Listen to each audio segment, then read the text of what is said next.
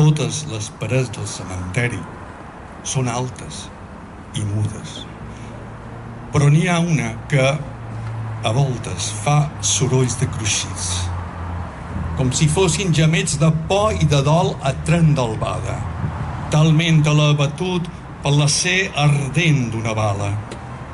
Hi ha una paret que s'alça prop dels enderrocs de l'ànima.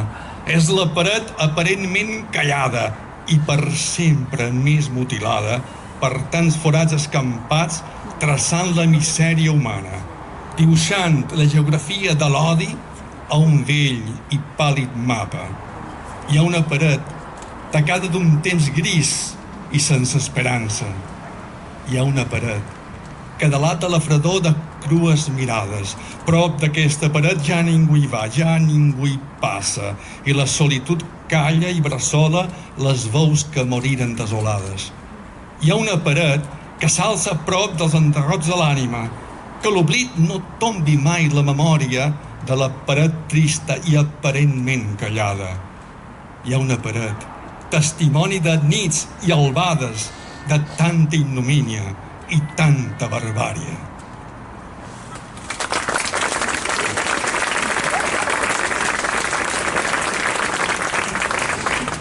Els d'abans, els de sempre.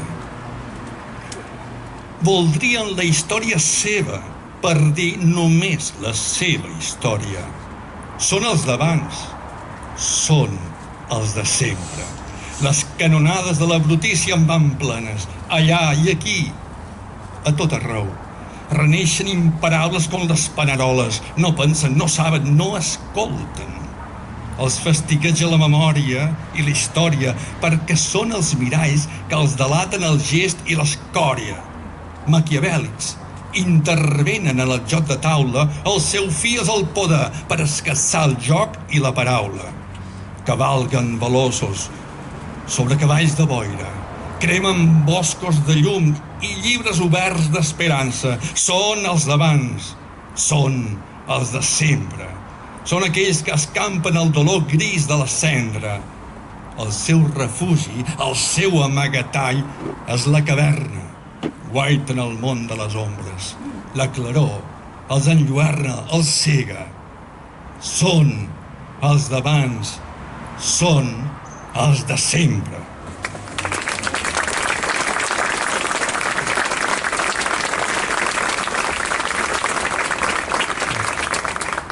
Que trist quan un infant demana no morir. A les notícies del vespre han demanat a un infant de Gaza: què voldries per l'any nou? L'infant ha respost: no morir. Ni joguetes, ni escola, ni tan sols poder tornar aviat a casa. Sols no morir. No morir.